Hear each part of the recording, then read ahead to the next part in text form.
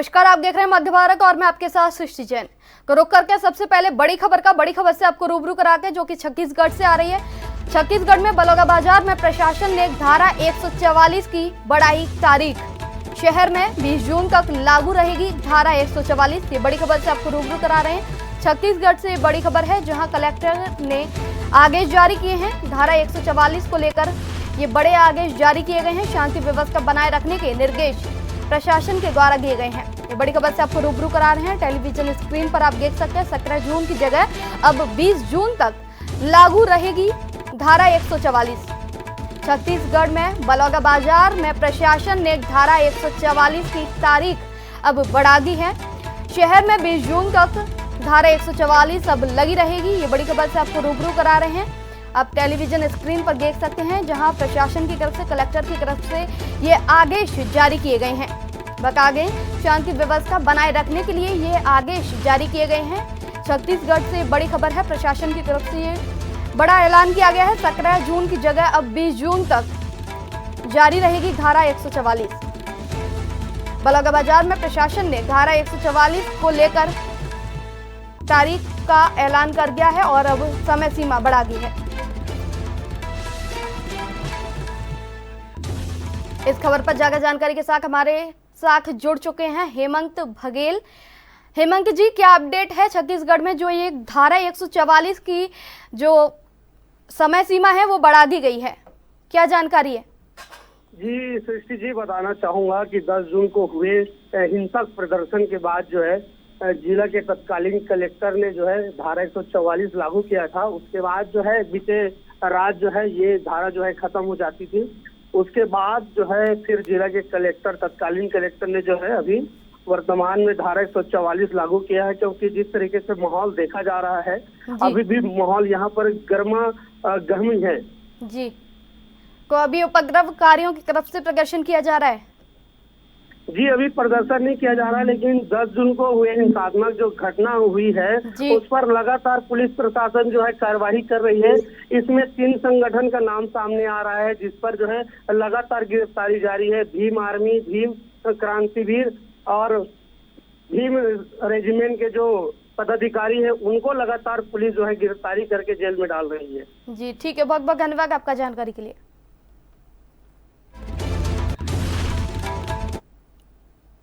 मध्य प्रदेश के मुख्यमंत्री मोहन यादव ने एक विधवा सीताबाई को सम्मानित किया, जिन्होंने अपने पति और बेटे की मृत्यु के बाद अपनी जमीन बेच दी और शिप्रा नदी के तट पर 3 करोड़ रुपए का घाट बनाया।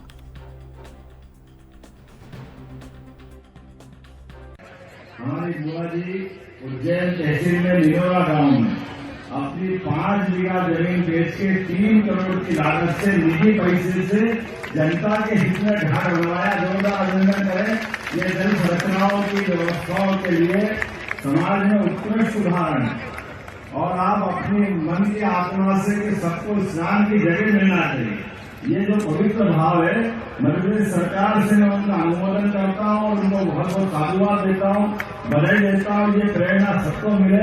मेरी अपनी ओर से आज ही के अवसर को बताना चाहूंगा, ऐसे महापुरुष ने अपने जीवन में अपनी पूंजी से, मैं पिछले समय सागर था, सागर के अंदर एक मकोनिया महाविद्यालय में श्री जैन साहब ने अपने राशि से 2.5 करोड़ से कॉलेज के अंदर निर्माण करवाया, केवल इसलिए कि मैं पढ़ के निकला हूँ और बाकी को लाभ मिलना चाहिए। जो बहुत पैसे वाले नहीं, लेकिन अपने जीवन की पूंजी का सब कुछ हिस्सा कॉलेज से ले लिया।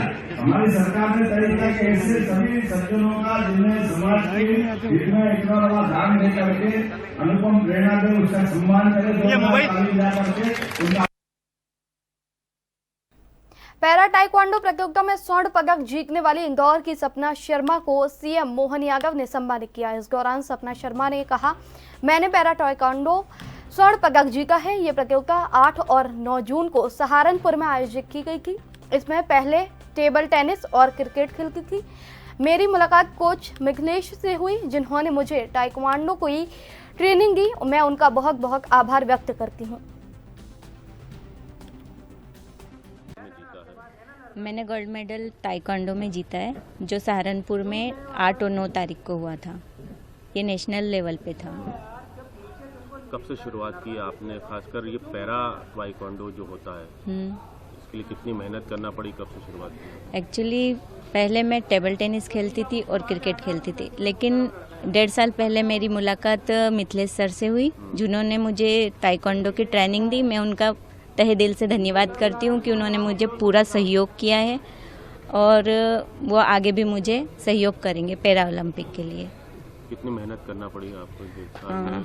कभी सोचा था कि गोल्ड मेडल तक पहुंच पाएंगे? ये मेरे लिए एक सपना था जो आज पूरा हुआ। ये सब मिथिलेश सर की वजह से हुआ है और इन्होंने कितनी लगी? मेहनत तो मेरी थी पर पूरा सपोर्ट उन्होंने किया, मुझे पूरा डायरेक्शन दिया और जितनी मेहनत मैंने की है उतनी मेहनत उन्होंने भी की है। ये आपने कभी सोचा था कि गोल्ड मेडल तक पहुंच पाएंगे, या इससे पहले कभी कोई स्पोर्ट्स खेला था आपने व्हीलचेयर पर? यस सर, मैंने टेबल टेनिस खेला है और क्रिकेट व्हीलचेयर वुमेन्स की मैं खेला है मैंने। तो मैंने कभी नहीं सोचा था कि मैं इस लेवल पर पहुंचूंगी। मेरा सपना तो था कि मुझे जीतना है, लेकिन इतनी जल्दी मेरा सपना पूरा होगा मैंने कभी नहीं सोचा। कंपटीशन में कौन कौन थे? मेरी कंपटीशन में थे गुजरात वाले और आज मुख्यमंत्री जी ने भी सम्मान किया आपको? यस, आज मुख्यमंत्री जी द्वारा मुझे सम्मान मिला, तो मुझे बहुत अच्छा लग रहा है। बहुत से व्हीलचेयर पर चलने वाले लोग या पैरा डिसेबल लोग जो होते हैं, दिव्यांग लोग जो होते हैं, वो बहुत कुछ करना चाहते हैं लेकिन नहीं कर पाते हैं, हिम्मत नहीं होती। हिम्मत तो होती है, पर मैं एक चीज़ बताना चाहती हूँ कि बहुत से व्हीलचेयर यूज़र होते हैं जो बहुत कुछ करना चाहते हैं लेकिन कुछ फैसिलिटीज़ नहीं मिल पाती, उनको सपोर्ट नहीं मिल पाता है। जैसे हम कुछ गेम्स में कोचेस नहीं मिलता है या फिर जगह नहीं मिल पाती है, तो वो उस वजह से पीछे रह जाते हैं। आपका नाम?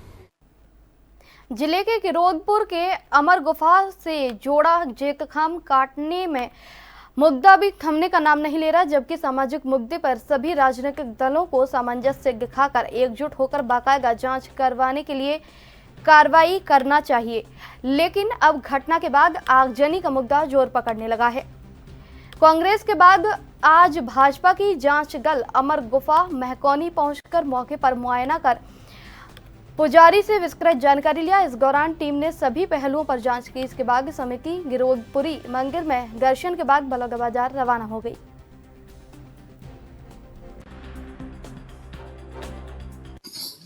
अमर गुफा में भी पहुंचे हैं और यहाँ आकर के दो जय स्तंभ नया गढ़ा है जो कटा हुआ था, वहाँ पे आकर के दोनों जय स्तंभ को नया गढ़ाए हैं और गढ़ाने के लिए बताए पुजारी जी बाल दास गुरु के परिवार वाले लोग आकर के जयखाम को गढ़ा के कितना तारीख बताया? 20 तारीख को बता रहे हैं। और पुजारी जो है वर्तमान पुजारी, उससे हम लोग चर्चा किए हैं डिटेल। और जो यहाँ का पुजारी था जिनके द्वारा थाना में FIR दर्ज करा गया है, वो पुजारी नहीं आ रहा है। सर देखिए, समाज को बदनाम करने के लिए ये बहुत बड़े साजिश है। इसमें हाथ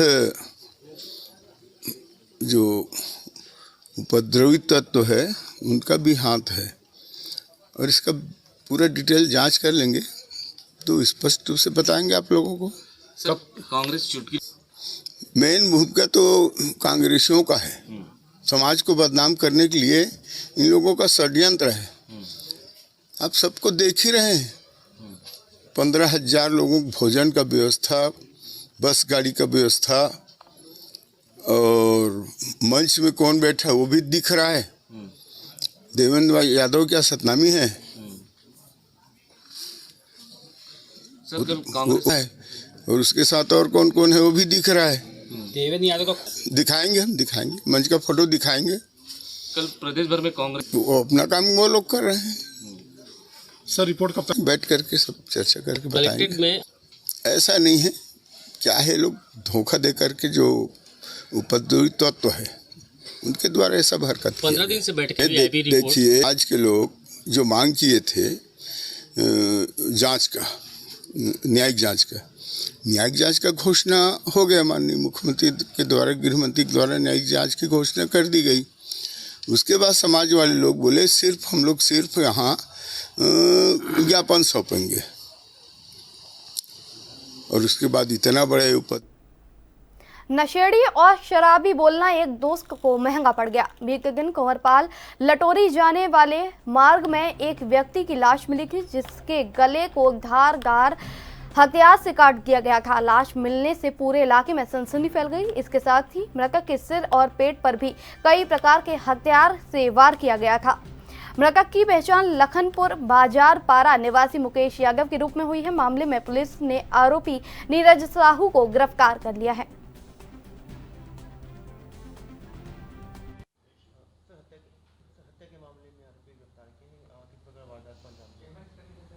थाना लखनपुर पुलिस को सूचना मिली कि घटना दिनांक 15/6/2024 को कुंवरपुर नहर पुलिया के पास में एक व्यक्ति की लाश पड़ी हुई है। पुलिस घटनास्थल पर जाकर देखी।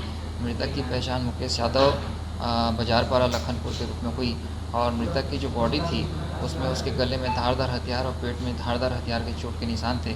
साथ ही सर के पीछे में भी चोट के निशान थे। पुलिस ने प्रथम दृष्टया हत्या का मामला मानते हुए इसमें 302 कायम किया। तत्पश्चात जो आरोपी की धरपकड़ के लिए पुलिस ने प्रयास किया। उसके घर के पास में उसका जो दोस्त है नीरज साहू, वो रहता है बाजारपारा में, और ये पता चला कि नीरज साहू ये सवेरे अर्ली मॉर्निंग जो है उसका पता करने के लिए आया था। पुलिस ने संदेह के आधार पर उससे हिकमत अमनी से पूछताछ किया, जिसमें कि नीरज साहू ने मृतक मुकेश यादव की हत्या करना कबूल किया है, और मृतक यादव को गिरफ्तार कर लिया गया और उसे रिमांड में भेजा जा रहा है। हत्या की मुख्य वजह क्या बताई जा रही है? आरोपी नीरज साहू को गिरफ्तार कर लिया गया है, उसको रिमांड में भेजा जा रहा है। मुख्य वजह क्या है? चूँकि आरोपी और मृतक एक दूसरे के दोस्त थे और एक दूसरे के साथ में घूमते फिरते रहते थे, और आरोपी जो था पूर्व में नशा मुक्ति केंद्र में भर्ती हुआ था। मृतक आरोपी को हर बार ये चढ़ाता था कि नशा केंद्र में भर्ती हुए, और इस तरह की छोटी मोटी बातों से चिढ़ा करके जो आरोपी था वो क्षुब्ध हो चुका था, और उसने अपने दोस्त को। बाराबंकी में ईद का पर्व बड़े ही हर्षोल्लास के साथ मनाया गया। इस मौके पर सभी नमाजियों ने नमाज अदा की और एक दूसरे के गले मिलकर एक दूसरे को मुबारकबाद भी दी। आज पूरा देश भर में ये त्योहार मनाया गया। बकरा ईद पर्व को लेकर बाराबंकी पुलिस और प्रशासन पूरी तरह से मुस्तैद दिखाई दी। जिले की तमाम मस्जिद और इबादत गाह पर नमाजियों ने नमाज अदा की, अमन चैन की दुआ मांगी।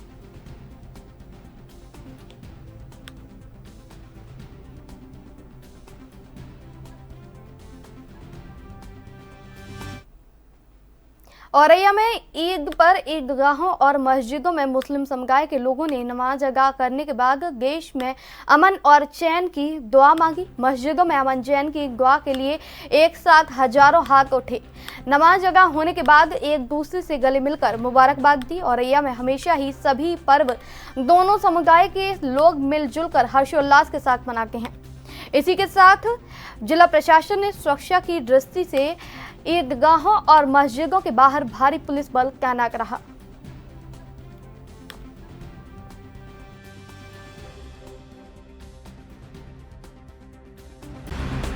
ईद का त्योहार आप क्या कहना चाहेंगे, कि क्या संदेश देना चाहेंगी आप? आज जनपद औरैया में बकरीद का त्यौहार मनाया जा रहा है, और यहाँ जमाल शाह ईदगाह पर एसपी और सभी अधिकारी मौजूद हैं। शांति व्यवस्था के दृष्टिगत क्षेत्र ईद के पर्व पे हम ये कहना चाहेंगे कि हमारे यहाँ बरसों से ईद के त्यौहार, ईद के पर्व मिलजुल कर मनाया जाता है, जिससे कि भाईचारा कायम है। और क्या संदेश देना चाहेंगे? प्रदेश भर की भांति झांसी में भी ईद का त्योहार उत्साहपूर्वक मनाया गया। इस दौरान मुस्लिम समुदाय के सभी लोगों ने नमाज अदा की और देश में अमन चैन की दुआ मांगी। इस दौरान कुछ लोगों की आंखें नम भी हुई थीं। बता दें, ईद को लेकर सुरक्षा के पुख्ता इंतजाम किए गए थे। साथ ही प्रशासन की तरफ से शांतिपूर्ण ढंग से ईद मनाने की अपील की गई।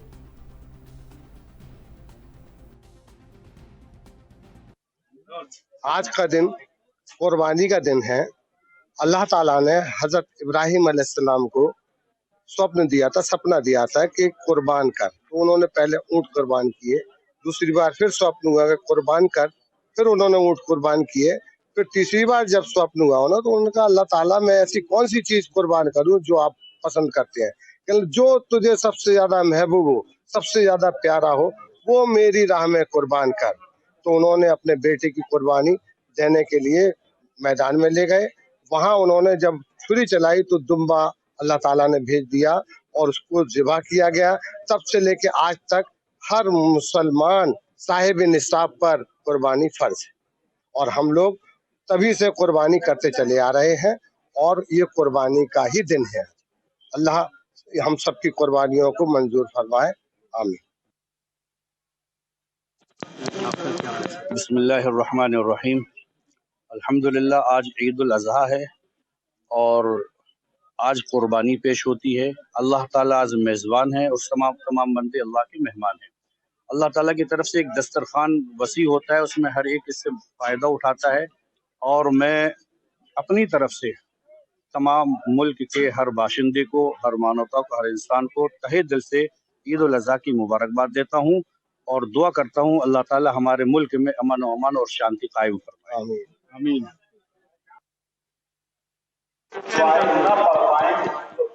आज झांसी जनपद में मैं और डीएम साहब द्वारा अभी पूरा भ्रमणशील है बकरीद त्योहार को लेकर, ईद उल जुहा कहते हैं। हर मस्जिद में अलग अलग टाइम है। अभी हम लोग बड़ी जगह पे है जो अभी 7:30 बजे शुरू होगी नमाज। साफ सफाई और सुरक्षा दृष्टिकोण से हर पहले से हम लोग मीटिंग करके सबको निर्देशित किया गया था। उसी क्रम में आज हम लोग अभी भ्रमणशील है और सुरक्षा व्यवस्था को लेकर हर जगह हम लोग तैनात कर रखा है। QRT विभिन्न स्थानों पर QRT और रिजर्व का फोर्स भी हम लोग रखे हैं। आप देख सकते हैं कि लोग शांतिपूर्वक आ रहे हैं। जिस तरह हम लोग तैयार किए हैं, मुझे पूर्ण उम्मीद है कि जो आज का पर्व है। कानपुर के मरकजी बड़ी ईदगाह में आज ईद की नमाज अदा की गई। इस मौके पर पुलिस प्रशासन ने आला अधिकारियों और कड़ी निगरानी के साथ इंतजाम किए। CCTV कैमरे और ड्रोन के मदद से सभी नमाज करने वाले लोगों पर नजर रखी गई थी। कड़ी सुरक्षा के बीच ईदगाह के प्रवेश नमाजी कर रहे थे। इस दौरान समाज ने सभी लोगों ने नमाज अदा की। इसके लिए प्रशासन की तरफ से सख्त आदेश भी दिए गए थे।